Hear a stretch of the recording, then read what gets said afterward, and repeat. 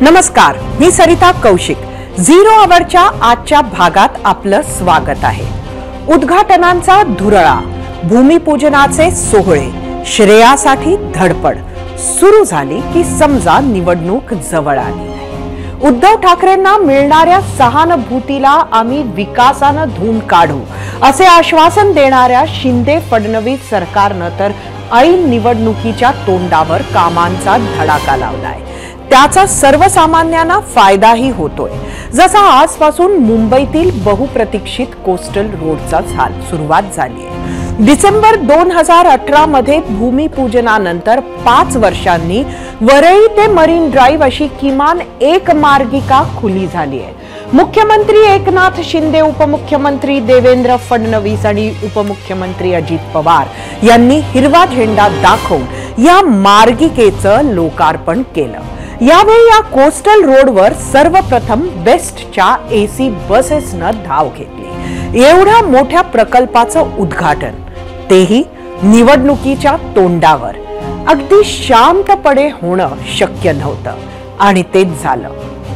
Coastal रोडच्या भूमिपूजनावेळी न बोलवल्याची मनातली खंत उपमुख्यमंत्री देवेंद्र फडणवीसांनी बोलून दाखवली. तसंच या कोस्टल रोडच्या श्रेयवादावरून माजी मुख्यमंत्री उद्धव ठाकरे तसंच आदित्य ठाकरेंना फडणवीसांनी धू धुतलं. एवढंच नाही तर कोस्टल रोडच्या कामात ठाकरे सरकारच्या काळात दिरंगाई आणि भ्रष्टाचार झाल्याचेही फडणवीसांनी ठाकरे पिता पुत्रांवर गंभीर आरोप केले. ते पाहूया. इंस्टाग्रामवर आणि सोशल मीडियावर असं बघायला मिळालं की उबाठाचे जे बाळराजे आहेत त्यांनी सांगितलं की हे सगळं आम्ही केलं आणि आमच्या कामाचं श्रेय हे घेतायत. पहिल्यांदा तर त्यांना सांगतो, आम्ही दुसऱ्याच्या कामाचे श्रेय घेणारे लोक नाही आहोत. जे आम्ही करतो त्याचं श्रेय आम्ही या ठिकाणी घेतो. LNTचे देसाई साहेब पण बसले आहेत आणि अजित गुलाबचंदजी बसले आहेत. हे कधीच बोलणार नाही, कारण त्यांना जन्मभर काम करायचं आहे. पण मी विरोधी पक्ष नेता होतो, माझ्याकडे यांचे लोक, म्हणजे यांचे कोणाचे मी सांगत नाही ना, तर ते बिचारे अडचणीत यायचे. हे सातत्याने यायचे आणि मुख्यमंत्री महोदय सांगायचे की कसं काम करायचं, इतकी वसुली चालली आहे, आम्हाला या ठिकाणी कामच करता येत नाही. आम्हाला एक ट्रक न्यायचा आहे तरी वसुली, आम्हाला खोदायचं आहे तरी वसुली, आमच्याच लोकांना काम द्या, याच रेटनी काम द्या, अशाच प्रकारे काम द्या. अशा प्रकारचा, आता कोण त्यावेळी इकडे आमदार होते वगैरे मी ते काय बोलणार नाही, ते सगळ्यांना माहिती आहे कोण काय करत होतं. पण अशा प्रकारचा इतक्या मोठ्या प्रमाणात त्यांच्यावर दबाव असायचा. हा रस्ता पूर्ण झाला कारण सत्ता बदल झाला आणि एकनाथ शिंदेजी मुख्यमंत्री झाले, नाहीतर अजून 2, 4, 5 वर्ष हा रस्ता पूर्ण झाला नसता. अरे एखादा देवेंद्र फडणवीस राहील जाईल त्याने काय फरक पडतो, पण मुंबईचं जे इन्फ्रास्ट्रक्चर आपण तयार करू शकलो आहे त्यामुळे मुंबईकर जन्मभर आपलं नाव घेणार आहेत. मुंबईकरांच्या जीवनामध्ये एक मोठं परिवर्तन आपण या ठिकाणी करतोय. त्यामुळे कोत्या मनाची लोक काय असतात आणि मोठ्या मनाची लोक काय असतात हे याच्यातनं निश्चितपणे आपल्या लक्षात येईल. आणि म्हणून मी सगळे कधी बोललो नसतो, पण काल ज्यावेळेस मी बघितलं की ज्या लोकांनी केवळ याच्यामध्ये स्पोक टाकण्याचं काम केलं ते श्रेय घेण्याचा प्रयत्न करतात, त्यावेळेस माझ्या लक्षात आलं की कधीतरी सत्य सांगितलं नाही तर लोकांना खोटं बोललेलंच खरं वाटतं आणि म्हणून आज सत्य या ठिकाणी सांगितलंय. कोस्टल रोडवरून केवळ फडणवीसांनीच ठाकरेंवर टीका केली असं नाहीये. मुख्यमंत्री एकनाथ शिंदेंनी देखील कोस्टल रोडचं श्रेय घेण्यावरून उद्धव ठाकरेंचा त्यांच्या शैलीत समाचार घेतला.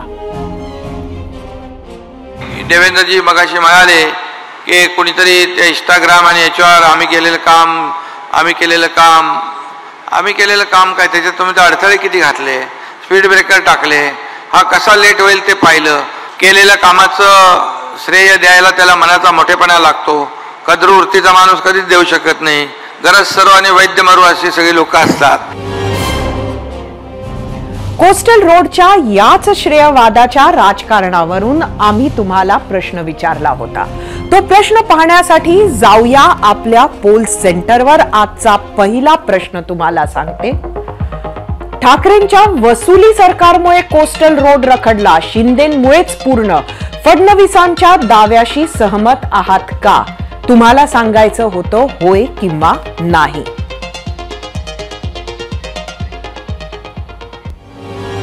ठाकरे आणि शिंदेंमधला वाद पक्षातल्या फुटीनंतर जगजाहीर झाला.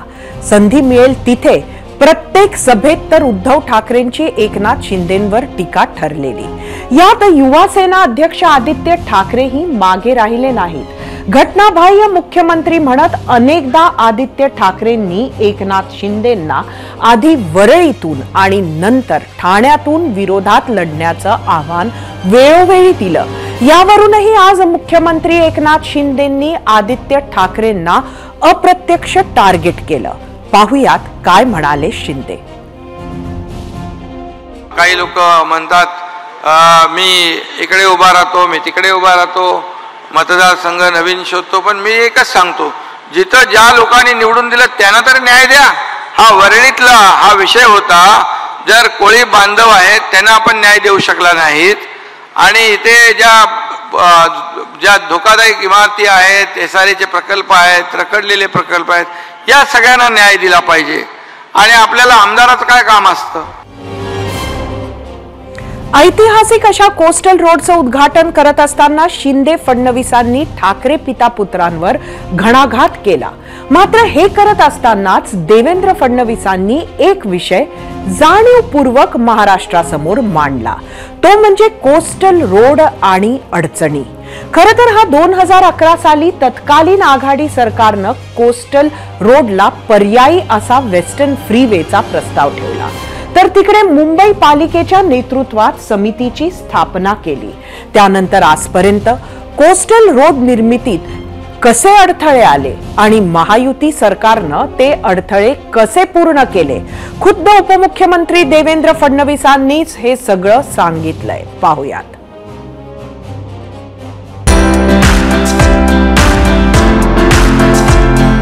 या कोस्टल रोडची संकल्पना काही नवीन नव्हती. अनेक वर्ष ही संकल्पना या ठिकाणी होती. मला आठवतं सन्मान्य उद्धवजींनी तर 2 महानगरपालिकेच्या निवडणुका कोस्टल रोडचं प्रेझेंटेशन दाखवूनच पार पडल्या. कोस्टल रोड कधी झालाच नाही. मोदी सरकार आलं आणि राज्यामध्ये महायुतीचं सरकार आलं. त्यानंतर आम्ही या प्रवासाला सुरुवात केली. मला आजही आठवतं 5 बैठका केंद्र सरकारसोबत झाल्या. ज्यावेळेस असा विषय आला की ठीक आहे आम्ही रेक्लेमेशनला परवानगी देऊ, पण रेक्लेमेशनमुळे या ठिकाणी CRZ ची लाईन बदलेल. आम्ही त्यांना अंडरटेकिंग दिलं. आम्ही सांगितलं आम्ही CRZ ची लाईन बदलणार नाही. त्यानंतरचा मुद्दा आला की एवढी मोठी स्पेस तयार होते, 200 एकर स्पेस तयार होते. राज्य सरकार आणि महानगरपालिका या स्पेसमध्ये रिअल इस्टेट तयार करेल. आपण दुसरं अंडरटेकिंग त्यांना दिलं की हा संपूर्ण जो काही लँड तयार होणार आहे, जी जमीन तयार होणार आहे रिक्लेमेशनमुळे, या जमिनीवर पार्क्सच्या व्यतिरिक्त, उद्यानांच्या व्यतिरिक्त, मैदानांच्या व्यतिरिक्त आम्ही एकही बांधकाम करणार नाही.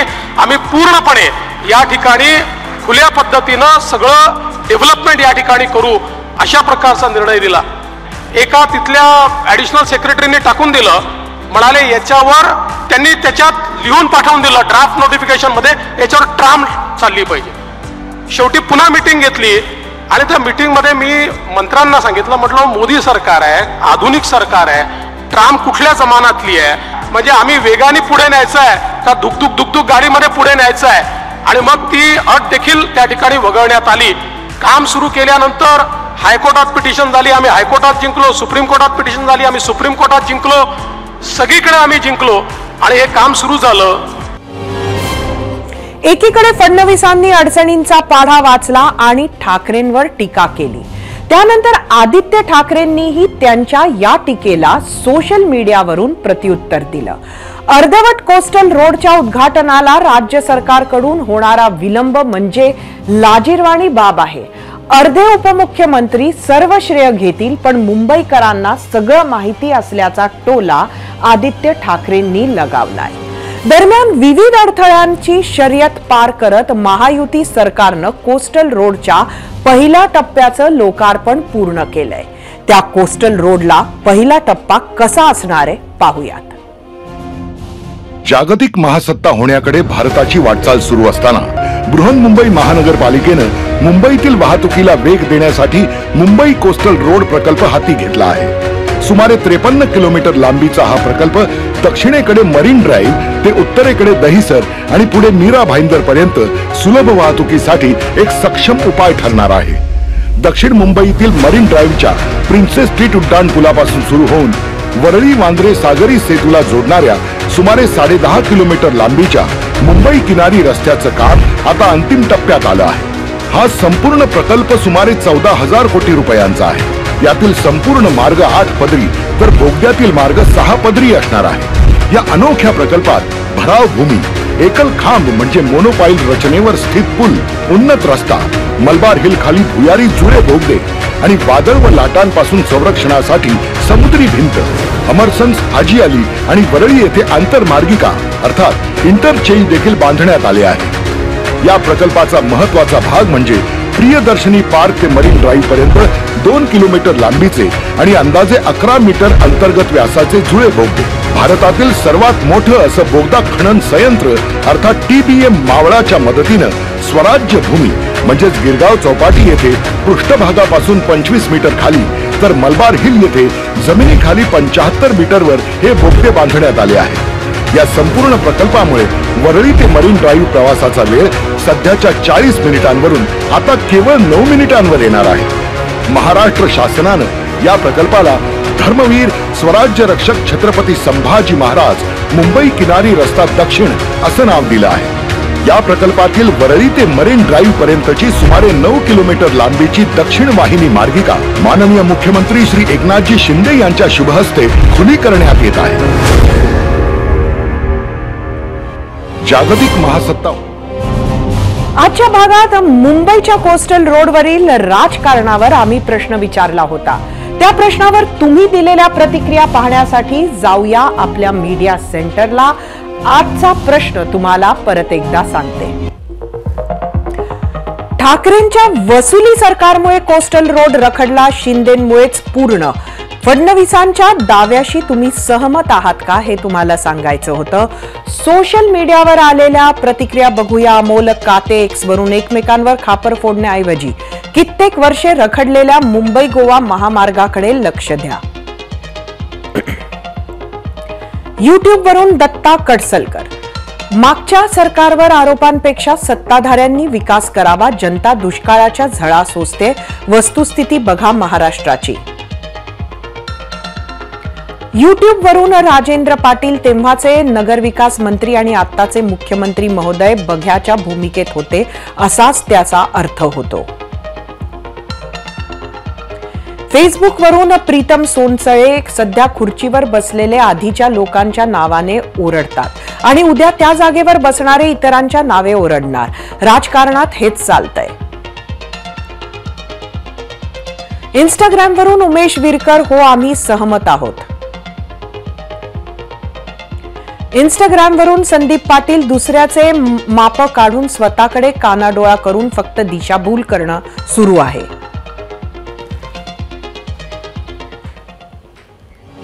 कोस्टल रोडच्या उद्घाटनावरून रंगलेली श्रेयवादाची लढाई. फडणवीस शिंदेंच्या टार्गेटवर आलेले ठाकरे. आव्हानं प्रति आव्हानं, सुरू असलेली पक्षांतरं, या आणि अशा विविध विषयांवर बोलण्यासाठी 0 आवरमध्ये उपस्थित आहेत शिवसेना उद्धव बाळासाहेब ठाकरे पक्षाचे नेते, वरळीचे माजी आमदार सचिन अहिर. सचिनजी, आपलं स्वागत आहे एबीपी माझाच्या 0 आवरमध्ये. आजच कोस्टल रोडच्या फेज 1चा एका मार्गिकेचा उद्घाटन झालं. काय नक्की आपली पहिली प्रतिक्रिया आहे?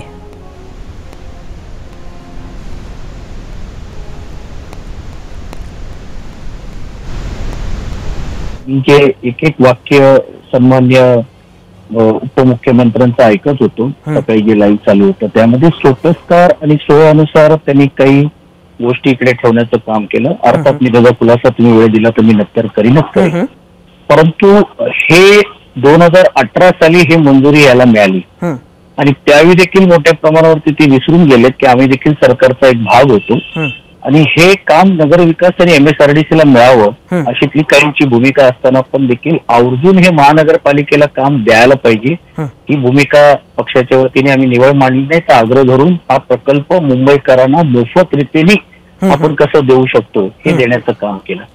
2018 पासून तर 19 पर्यंत माननीय सर्वोच्च न्यायालयामध्ये हे प्रकरण गेल्यानंतर 2019ला ज्यावेळी आम्ही 19ला आम्ही ज्यावेळी सरकारमध्ये आलो, तो डिसेंबर मध्ये ह्याच्या मागे हाय असलेल्या प्रोफाईल्स करून घेऊन वकील आणि ऍडव्होकेट जनरल्स लावून आपण तो सुप्रीम कोर्टामध्ये हे पटवू शकलो आणि पर्यावरणाच्या दृष्टिकोनातून पण हे हानिकारक नाहीये.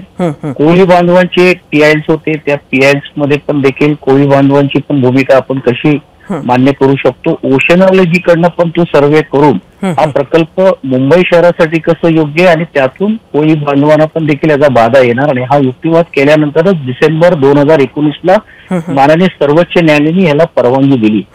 3 महिन्यामध्ये कोविड झालं, त्यामध्ये काम होईल की नाही ही शंका होती. मला परत एकदा आवर्जून सांगावं लागेल, मास्क लावून राज्याचे त्यावेळीचे मुख्यमंत्री आदरणीय उद्धवजी असतील आणि कंटिन्यूस महिन्याला कोविड असो नसो तरी देखील त्याची पाहणी करण्याचं काम आम्ही त्यावेळी केलं, आदित्य ठाकरेजींनी केलं. त्यांच्याबरोबर त्या गोष्टीला साक्षीदार होतो आणि इन्फ्रास्ट्रक्चरचं काम कुठे थांबता कामा नये, जेणेकरून मुंबईकरांना उद्या हाल अपेष्टा सहन करावे लागणार नाहीये. आज राज्याचे उपमुख्यमंत्री बोलतायत, मला असं वाटतं की या 2 वर्षामध्ये ते राज्याचे विरोधी पक्ष नेते पण होते. जर त्यांना खरोखरच असं जर समजलं असेल किंवा माहिती असेल किंवा कोणाचा दबाव होता, कॉन्ट्रॅक्ट कोणाला द्यायला पाहिजे होतं, मला नाही वाटत त्यांनी कधी याबद्दल एक ब्र शब्द देखील काढला. आणि त्यांना कोणी रोखलंही नव्हतं की राज्याचे विरोधी पक्ष नेत्यांनी पण ते तिकडे जाऊ शकले असते, पाहू शकले असते. पण माझा अजूनही त्यांचं ट्विट म्हणा किंवा कुठच्याही फेसबुक वरती ते कुठे जाऊन त्यांनी एकदाही दौरा केला या कोविडमध्ये किंवा कोविडच्या नंतर कोस्टल रोडच्या बाबतीतला. अगदीच आता सत्ता मिळाल्यानंतर पण देखील ते कधी जरी व्हिजिट केलं हे मला वाटवत नाही, फक्त रिव्ह्यू मीटिंग घेण्याचं काम केलं. आपण त्यांनी सोपस्कार आज केले असं म्हटलं, ते सोपस्कार नक्की कुठले सचिनजी? मंत्री होते फडणवीसांनी आज सोपस्कार केले असं आपण म्हटलं, तर ते सोपस्कार नक्की कुठले? कसं आहे की सोपस्कार एकच आहे की फक्त रिबिन कापण्याचं काम केलं. त्यावेळी जसं मी अगोदर सांगितल्याप्रमाणे ह्याला निधी कुठं मिळेल, कशात गेले, केंद्र सरकार तर 1 रुपया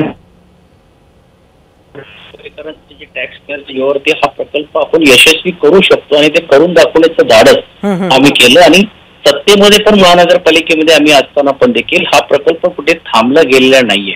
अनेक अडचणी आल्या, मग ते अंडरग्राऊंड पायलिंग पासून मोनो पायलिंगची परवानगी करण्यापासून असेल, रेसिडेंटचा मोठा विरोध होता, प्रॉमनेड होता, म्हणजे मी त्यांचा प्रतिनिधित्व त्यावेळी करत होतो.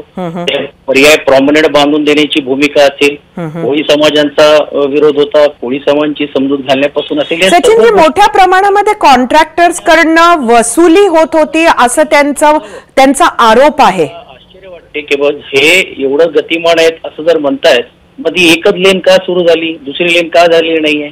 मे महिन्यामध्ये आता होईल असं म्हणतायत. म्हणजे अर्धी कामं करून लोकांसमोर जाऊन निवड फक्त निवडणूक डोळ्यासमोर ठेवून हा सोपस्कर होतोय का, हा प्रश्न सर्वसामान्य लोकांच्या मनामध्ये आणि एक राजकीय विश्लेषण किंवा राजकारणाला एक भाग म्हणून घेऊन पण आम्हाला या निमित्ताने होतोय. सचिनजी, एक महत्वाचा मुद्दा आज उपमुख्यमंत्र्यांनी मांडला. त्यांनी हे म्हटलं की इथं कुठेतरी कंत्राटदारांकडनं वसुली होत होती. माझा आवाज आपल्यापर्यंत येतोय का? प्रीमियमच्या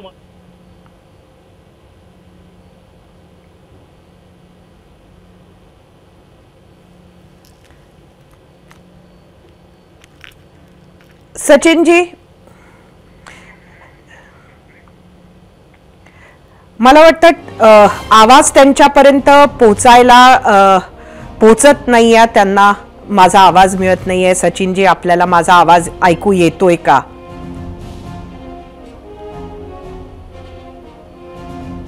आपल्याला माझा आवाज ऐकू येतोय का सचिनजी?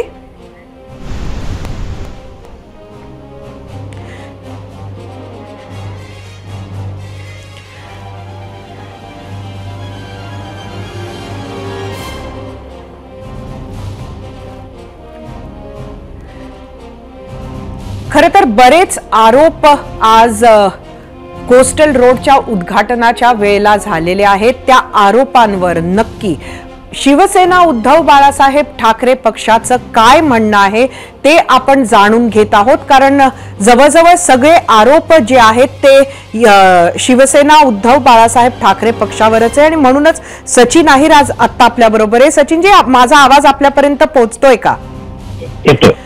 एक प्रश्न मी आपल्याला विचारत होते की आजचा जो एक आरोप आहे त्यातला एक मोठा आरोप हा होता फडणवीसांचा की कंत्राटदारांकडनं मोठ्या प्रमाणात वसुली होत होती, अगदी प्रत्येक कामाच्या आधी वसुली, अशा पद्धतीचं त्यांचं भाषण आजचं होतं. तुम्ही जर बघितलं असेल की हे दोन नामचीन कंपनीला आपण हे काम देण्याचं काम केलं, ह्याच्यामध्ये L&T असेल आणि HCC असेल, आणि हे कंत्राट त्यांच्याच कारकिर्दीमध्ये ज्यावेळी आम्ही एकत्र सत्तेमध्ये होतो ते देण्यात आलेलं, म्हणजे कंत्राटदार बदली झालेला नाहीये. मग ते कुठचा अर्थ काढतायत? आणि ते राज्याचे विरोधी पक्ष नेते होते, त्यांना कोणी थांबवलं होतं का? तर असे आरोप जर त्यांच्याकडे असते तर त्याच वेळी तरी लोकांच्या समोर आणलं पाहिजे होतं किंवा त्याच्यातली योग्य चौकशी करता आली असती. पण ते न करता फक्त दिशाहीन करायचं आणि मग सांगण्याचं काम करायचं. आणि महानगरपालिकेमध्ये जे सोपस्कारानुसार विसरतात की तेही देखील सत्तेचे आमचे भाग होते ना. असो, पण या मी जे बोलत होतो, ओशनॉलॉजी पासून असेल, मोनोफायलिंग्स पासून असेल, सुप्रीम कोर्टमध्ये ऍडव्होकेट जनरल लावण्यापासून असेल, आणि दररोज महिन्याला मॉनिटर करणं आणि ज्या तिकडचे असलेले इश्यू सॉर्ट आउट करणं, हे काम कोणी केलं? हे आदित्य ठाकरेच्या भागाचे आमदार या नात्याने त्यांनी केलं, उद्धव बाळासाहेब ठाकरेंनी केलं. हे तमाम जनतेने बघितले. तुमच्या सोशल मीडियाच्या प्रत्येक ट्विट्स बघा किंवा इन्स्टा बघा, हा वेळोवेळी फॉलोअप केलेला आहे. म्हणून असं काहीतरी आरोप करून याला राजकारणच्या करता आणता कामा नव्हता. आज खरं तर राज्याचे उपमुख्यमंत्र्यांनी मुंबईसाठी अजून काय इन्फ्रास्ट्रक्चर आम्ही आणतोय, केंद्र सरकारचे याच्यामध्ये काय योगदान आहे, कशा प्रकारे आम्ही अजून अधिकची निधी देऊन करतोय. आम्ही ज्यावेळी टीका केली, आम्ही ज्यावेळी आरोप केला, त्यावेळी हे मोफत रीतीने खुला केले गेलेले आहे. अजूनही महानगरपालिकेचे आयुक्त स्पष्ट सांगत नाहीये त्याला आपण तिकडे टोल लावणार आहोत की नाही लावणार आहोत. म्हणजे तो एका बाजूला मोफत रीतीची योजना आमची असताना पण देखील टोलची गोष्ट होते, त्यातून जे स्पष्ट होत आहे. आणि हा श्रेय हे कॉन्ट्रॅक्टरांना, महानगरपालिकेच्या अनेक इंजिनियर्सना, अनेक लोकांना हे जातोय. फक्त एक व्यक्तीचा काही त्याच्यामध्ये आहे असं आम्ही कधीच सांगितलं नाही. नक्कीच एक महत्वाचा यातला राजकीय मुद्दा आहे. आपण अनेक वेळेला म्हटलंय की अर्धवट कामांचं उद्घाटन करून जनतेच्या समोर विकास नेला असं म्हणायचा. मात्र एकीकडे उद्धव ठाकरेंना पक्ष जेव्हा फुटला तेव्हा जी सहानुभूती होती लोकांची, त्या सहानुभूतीला आम्ही धून काढू विकासाच्या कामांनी, असं त्यावेळेला एकनाथ शिंदे म्हणत होते. ते कुठंतरी त्यांनी साध्य केलंय असं तुम्हाला वाटतं का? ते अजिबात साध्य होणार नाही, कारण कामच पूर्ण झालेलं नाहीये. आणि काम हे जे 2018 साली टेंडर दिल्यानंतर, 2019 साली झाल्यानंतर 2020 पासून हे काम पूर्ण करण्याची भूमिका घेतलीये. हे 17-18 महिन्यामध्ये त्यांना मिळालं. पण जो मेन काळ होता तो तर सर्व जे अडचणीचा काळ होता, अनेक ज्या अडचणी होत्या त्यात आम्ही या सर्व पार पाडण्याचं काम आम्ही झालेलं आहे. आणि आपण पाहता की जे उद्घाटन आज करतायत हे अगोदरच्या सरकारने मंजूर केले किंवा ते काम पूर्ण केलेले आहेत, हे जर काम होतंय. म्हणून मला असं वाटत नाही की कामाच्या माध्यमातून आहे चांगली गोष्ट आहे का त्यांनी अजून काम करावं, पण ते काम आम्ही केलेल्या कामाचं श्रेय त्यांनी घ्यावं, कारण ते सत्तेमध्ये. पण अधिकचं अजून आपण काय या 2 वर्षामध्ये पूर्ण केलेलं आहे हे आपण बघा. तुम्ही नक्कीच धन्यवाद सचिनजी, आपण 0 आवर मध्ये आलात, सामील झालात, आमच्या प्रश्नांची उत्तरं दिली. कोस्टल रोडच्या प्रश्नावर तुम्ही काय कौल दिला आहे तो कौल पाहण्यासाठी जाऊया आपल्या पोल सेंटरला. परत एकदा आजचा प्रश्न तुम्हाला सांगते. ठाकरेंच्या वसुली सरकारमुळे कोस्टल रोड रखडला, शिंदेंमुळेच तो पूर्ण झाला. फडणवीसांच्या दाव्याशी सहमत आहात का? एकूण 40,000 मतं युट्यूबवर. 21% लोकांनी होय म्हटलंय, एकूण 80% लोकांनी नाही म्हटलंय. इंस्टाग्रामवर 4,000 एकूण मतं.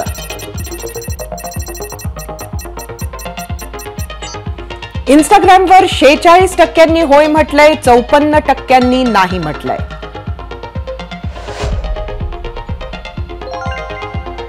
फेसबुकवर एकूण 2,500 मतं.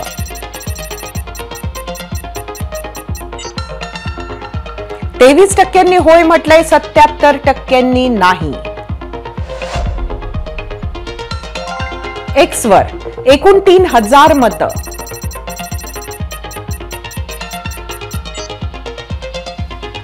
29% लोकांनी होय म्हटलंय, 71% नाही. राजकारणात काही लोक अशी असतात जे आपलं काम बिनभोबाट करतात. त्याचं श्रेय कोण घेतंय याची चिंता करत बसत नाहीत. ही दुर्मिळ जमात आहे, पण आहे शिल्लक अजूनही. या उलट काही लोक अशी असतात जे स्वतःचं काम करत नाहीतच, पण दुसऱ्यानं केलेल्या कामाचं श्रेय लाटण्यात फार माहीर असतात. निवडणूक जवळ आली की या दोन्ही प्रकारातली लोक आपल्याला ऐकायला पाहायला मिळतात. राजकारणात श्रेयवादाची लढाई तशी नवी नाही. ही लढाई किती विविध पातळ्यांवर लढली जाते ते आज कोस्टल रोडच्या उद्घाटन प्रसंगी पाहायला मिळालं. नेकी कर दर्या में डाल किंवा कर्मण्येवाधिकार असते मा फलेषु कदाचन हे तत्व सध्याच्या राजकारणात तरी लागू होत नाही, हेच खरं. या सगळ्यात मात्र श्रेय कुणीही घ्या, पण विकास कामं पूर्ण करा असंच जनतेला वाटत असेल. पण निवडणूक येताच जनता मात्र जेव्हा मतदान करायला जाते तेव्हा विकास कामांवर खरंच किती मतदान होतं की जात धर्म नातेसंबंध नजीकचा स्वार्थ बघून ईव्हीएमचं बटन दाबलं जातं, हाही विषय आहेच. दादांना डबल धक्का, ताईंना डोकेदुखी आणि महायुतीत ठिणगी. राज्याला आतापर्यंत कळून चुकलंय की बारामतीत असणार आहे सुप्रिया सुळे विरुद्ध सुनेत्रा अजित पवार लढतीचा थरार. नणंद विरुद्ध भावजय, शरद पवारांची लेक विरुद्ध अजित पवारांची पत्नी. पण आज एका नवीनच उमेदवारानं थेट बारामतीच्या या फडात दंड थोपटलेत आणि हा उमेदवार दुसरा तिसरा कोणी नाही. हा उमेदवार आहे मुख्यमंत्री एकनाथ शिंदेंचाच शिलेदार. नाव विजय शिवतारे, पुरंदरचे माजी आमदार. या खेपेला परत आमदारकीचे नव्हे तर खासदारकीचे स्वप्न बाळगून आहेत. अजित पवार आणि विजय शिवतारेंचे वैर किंवा राजकीय वैर अवघ्या महाराष्ट्राला माहिती आहे. पण आता तेच अजित पवार आणि शिवतारेंचे नेते मुख्यमंत्री एकनाथ शिंदे एकत्र सत्तेत आहेत. त्यामुळे वाटलं होतं की अजित पवार आणि शिवतारेंमधलाही संघर्ष संपला असेल. मात्र पिक्चर अभी बाकी है मेरे दोस्त असं म्हणत विजय शिवतारेंनी बारामती मतदारसंघातील सासवड मधील पालखी तळावर एका जाहीर कार्यक्रमात स्वतःची उमेदवारी घोषित करत बारामती लोकसभेसाठी रणशिंग फुंकलं. एका अत्यंत महत्वाच्या मतदारसंघात महायुतीच्या एकोप्यालाच आव्हान विजय शिवतारेंनी दिलंय. पाहुयात काय म्हणालेत विजय शिवतारे. दोन पवार वर्सेस पुरंदर विजय बापू शिवतारे, भोर इंदापूर सगळे उभे, सगळ्यांनी ह्याला पाड त्याला पाड त्याला पाड त्याला पाड. आता सगळ्यांनी मिळून एकदाच ह्याना पाडा, जाऊ द्या यांचा कार्यक्रम, इतिहास घडू द्या. या पुरंदरने इतिहास घडवला. आता विजय शिवतारेंच्या एल्गारामुळे बारामतीत तिरंगी लढतीची शक्यता आहे. आणि याच विषयाला अनुसरून आम्ही तुम्हाला आजच्या भागातला दुसरा महत्वाचा प्रश्न विचारला होता. तो प्रश्न पाहण्यासाठी जाऊया आपल्या पोल सेंटरवर. आजचा दुसरा प्रश्न सांगते. शिंदे गटाचे विजय शिवतारे बारामतीतून दोन्ही राष्ट्रवादी विरोधात उभे राहिले तर जास्त फायदा कुणाला होणार? तुम्हाला सांगायचं होतं राष्ट्रवादी काँग्रेस की राष्ट्रवादी काँग्रेस शरदचंद्र पवार. विजय शिवतारेंनी अजित पवारांविरोधात एवढी आक्रमक भूमिका घेण्याला कारणही स्वतः अजित पवारच आहेत.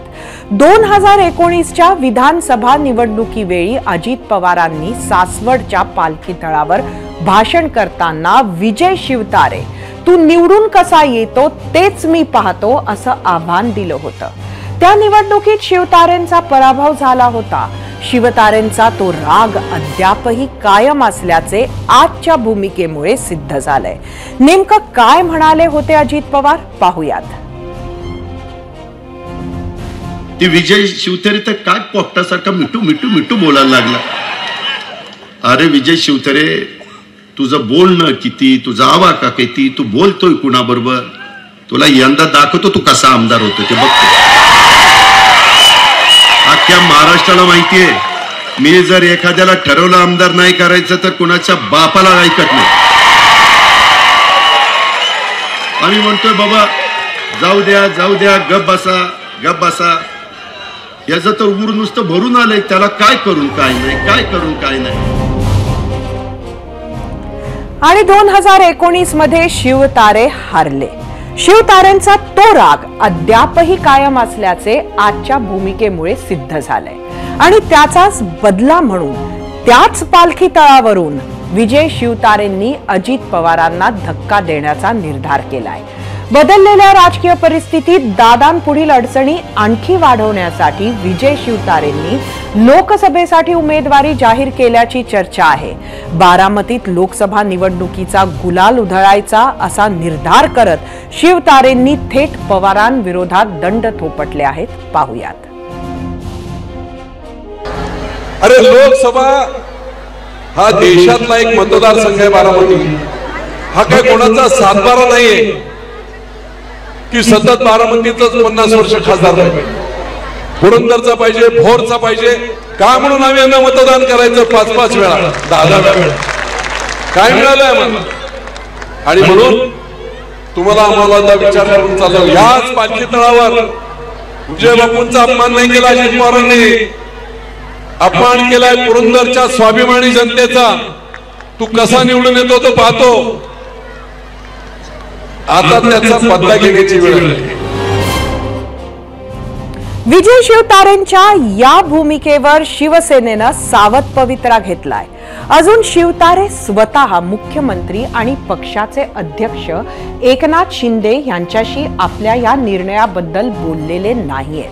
पण त्यांनी स्वतंत्र निवडणूक लढायची तयारीही दाखवल्यामुळे आता खरंच मुख्यमंत्री एकनाथ शिंदेंच्या शब्दाचा ते मान राखतील का हे बघावं लागेल. शिंदे योग्य ती भूमिका घेतील असं वक्तव्य मंत्री दीपक केसरकरांनी केलंय. पाहूयात. एक गोष्ट अशी आहे की जो कोणी, माझी खात्री आहे की एकदा मुख्यमंत्री महोदयांची भेट झाली की बारामतीमध्ये एक मताने आमचा उमेदवार दिला जाईल आणि तो निवडून आणला जाईल. आणि म्हणून हे जे काय एक्सेप्शन होतं हे ह्या इलेक्शनला एक्सेप्शन राहणार नाही की एवढी मोठा यश ज्या वेळेला भाजप आणि शिवसेना मिळवत असते त्याला बारामती मात्र जिंकू शकत नाही. हे जे काही शल्य होतं हे शल्य या निवडणुकीमध्ये राहणार नाही. आम्ही सुरुवातीलाच म्हटलं होतं की दादांसाठी आजचा दिवस डबल धक्क्याचा होता. विजय शिवतारे तरी एकनाथ शिंदेंचे, त्यांच्याहून मोठा धक्का दादांना आपल्याच पक्षातून मिळालाय. कारण ठरले पारनेरचे राष्ट्रवादी काँग्रेसचे आमदार निलेश लंके. निलेश लंके शरद पवार गटात प्रवेश करणार अशा बातम्या आज दिवसभर सुरू राहिल्या आणि तसेच संकेतही लंकेंकडून येत राहिले. नगर दक्षिण मधून त्यांना खासदारकीचं तिकीट मिळण्याची शक्यता असल्याचंही बोललं जात आहे. त्यामुळे निलेश लंकेंसंदर्भातील चर्चा सुरू झाल्या. खरं तर जेव्हा अजित पवारांनी वेगळी वाट धरली तेव्हा निलेश लंके कोणत्या गटात जाणार याची उत्सुकता होती. काही दिवस तटस्थ राहिल्यानंतर लंके अजित पवारांसोबत सत्तेत सहभागी झाले. मात्र गेल्या काही दिवसांपासून त्यांच्या नाराजीच्या बातम्या आल्या आणि त्यातच शरद पवार गटाचे नेते त्यांच्या संपर्कात असल्याच्याही चर्चा झाल्या. आजही खासदार अमोल कोल्हे यांनी त्यांची भेट घेतली. त्यानंतर लंके लवकरच शरद पवार गटात येतील असा दावा डॉक्टर कोल्हेंनी करत हा विषय गरम राहील याची काळजी घेतली. आता लंके नेमके दादांना का सोडत आहेत तर स्पष्ट आहे महत्वाकांक्षा जी दादा आज शिंदे फडणवीसांच्या महायुतीत राहून पूर्ण करू शकणार नाही. आमदार लंकेंनाही खासदार व्हायचंय अहमदनगर दक्षिण लोकसभा मतदारसंघातून. पण हा मतदारसंघ आहे भाजपचे विद्यमान खासदार सुजय विखे यांच्याकडे आणि तरुण विखेंना तिकीट नाकारण्याचं काहीच कारण सध्या तरी भाजपकडे नाही आणि त्यामुळे ही जागा दादांना किंवा त्यांच्या कुठल्याच उमेदवाराला अगदी कमळाच्या चिन्हावरही मिळणं अशक्यच वाटतंय.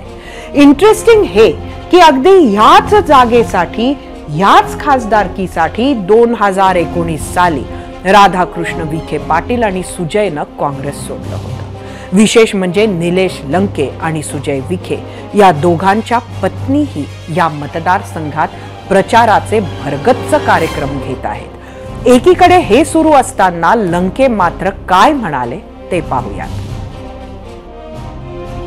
अमोल कोल्हेंचं शिवपुत्र संभाजी महाराजांचं मान ते आपण नगरला ठेवलो एक 4 दिवसापूर्वी आणि भेट झाल्यानंतर चर्चा झाली का काय महानाट्याचं कशा पद्धतीने झालं, बाकी काय असं राजकीय चर्चा नाही झाली. सकाळी आपली गाडीची जी एंट्री आहे तर ती शरद पवार यांच्या घराच्या तिथे झाली असं बोललं जातं.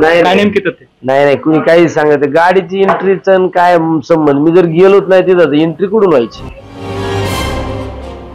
जे निलेश लंके म्हणाले तसंच शरद पवारांनीही सांगितलं. त्यांनीही निलेश लंकेच्या पक्ष प्रवेशावर अशीच प्रतिक्रिया दिली. लंके तुमच्या संपर्कात प्रवेश करणार होते अशी चर्चा सुरू आहे.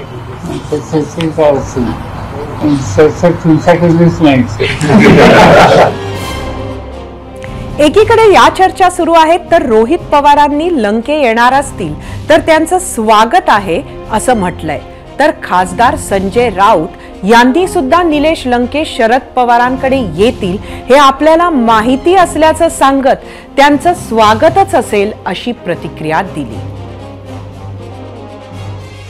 महाराष्ट्राच्या हितासाठी, महाराष्ट्राच्या स्वाभिमानासाठी भारतीय जनता पक्ष आणि त्यांच्या मित्र पक्षांचे खासदार तोंडच उघडत नाहीत. त्यामुळे अशा पद्धतीने चांगले सहकारी हे हवेत असं मी आवाहन त्यावेळी केलं होतं आणि मला असं वाटतं की या आवाहनाला लवकरच सकारात्मक प्रतिसाद मिळेल अशी मला आशा आहे. आणि आजची आमची भेट ही जनरल भेट होती. निलेश लंके यांचं आम्ही स्वागत करतो. मला त्याविषयी माहीत होते की निलेश लंके हे पुन्हा शरद पवार यांच्याकडे येतील आणि त्या भागातून निवडणूक लढवतील. निलेश लंके हे तळागाळातले कार्यकर्ते आहेत. जागा वाटपाची चर्चा जसजशी अंतिम टप्प्याकडे पोहोचू लागली आहे तसतशी इच्छुक उमेदवारांनीही आपली फिल्डिंग मजबूत करायला सुरुवात केली आहे. जनार्दन स्वामी महाराजांचे शिष्य शांतिगिरी महाराजांनी काल मुख्यमंत्री एकनाथ शिंदेंची भेट घेतली. शांतिगिरी महाराज नाशिक मधून निवडणूक लढण्यास इच्छुक आहेत. श्री शांतिगिरी महाराज उमेदवारी मिळाल्यास शिवसेनेत प्रवेश करणार असल्याची माहिती आहे. तर तिकडे डबल महाराष्ट्र केसरी पहलवान चंद्रहार पाटीलनं मातोश्रीवर उद्धव ठाकरेंच्या उपस्थितीत शिवबंधन बांधलं. यावेळी दिल्लीत मर्द पाठवायचं म्हणत सांगलीतून चंद्रहार पाटलांच्या नावाचीच घोषणा उद्धव ठाकरेंनी करून टाकली. आधीच वंचित बहुजन आघाडीनेही चंद्रहार पाटील यांना पाठिंबा जाहीर केलाय. याशिवाय भाजपच्या ज्येष्ठ नेत्या पंकजा मुंडेंनीही लोकसभेच्या रिंगणात उतरण्याचे संकेत दिलेत. बीडच्या शिरूर येथील जाटवडमध्ये गोपीनाथ गडाचं अनावरण पंकजा मुंडेंनी केलं. यावेळी बोलताना 5 वर्षांचा वनवास भोगला, आता स्वाभिमानाची लढाई लढायची असं सूचक वक्तव्य केलं. तसंच राष्ट्रीय समाज पक्षाचे महादेव जानकर भाजपचा हात सोडून महाविकास आघाडीत जाणार की स्वतंत्र लढणार याचीही उत्सुकता आहे. जानकरांनी महाविकास आघाडीकडे 3 जागा मागितल्या असल्या तरी पवारांनी 1 जागा देण्याचं मान्य केलं आहे. त्यामुळे जानकरांचं मवियासोबत जागांचं गणित फिट बसतं का याची उत्सुकता असणार आहे.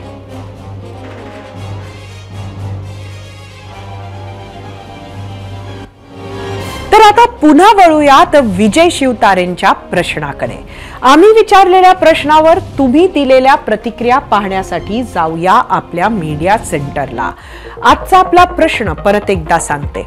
शिंदे गटाचे विजय शिवतारे बारामतीतून दोन्ही राष्ट्रवादी विरोधात उभे राहिले तर जास्त फायदा कुणाला होईल, शरद पवार गटाला की अजित पवारांना? एक्स वरून आदिनाथ कुडके, शिवतारे फक्त ट्रेलर आहे, जागा वाटप आणि तिकीट जाहीर होऊ द्या, महायुतीमध्ये प्रचंड अस्वस्थता आहे, ती बाहेर नक्की पडणार. युट्यूब वरून नामदेव दुधाळे, अजित पवार आणि शिवतारे यांच्यातला वाद निवळेल आणि शिवतारे बारामतीवरचा आपला दावा मागे घेतील. युट्यूब वरून निळे शिंदे पाटील, दोघांच्या भांडणात तिसऱ्याचा लाभ. फेसबुकवरून निलेश निमसे, भाजपनं मध्यस्थी केली तर शिवतारे गपकार होतील. फेसबुकवरून संदीप भगत, 2 पवारांच्या भांडणात बारामतीमधून विजय शिवतारे निवडून येतील. फेसबुकवरून निलेश मोरे, शिवतारे फक्त शिंदे आणि अजित पवारांना घाबरतायत, त्यांना आमदारकी पाहिजे आहे. आजच्या भागातील दुसऱ्या प्रश्नावरील तुमचा कौल पाहण्यासाठी जाऊया आपल्या पोल सेंटरवर. परत एकदा आजचा प्रश्न बघूया. शिंदे गटाचे विजय शिवतारे बारामतीतून दोन्ही राष्ट्रवादी विरोधात उभे राहिले तर जास्त फायदा कुणाला होणार? एकूण मतं 65,000. 89% लोकांनी शरद पवार म्हटलंय, 11% अजित पवार. इंस्टाग्रामवरून एकूण 3,000 मतं.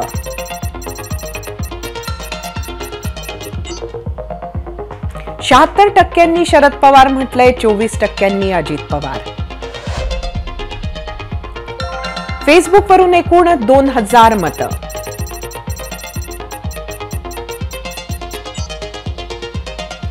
%73 शरद पवार तर 27% अजित पवार म्हटलंय. एक्स वरून बघूया.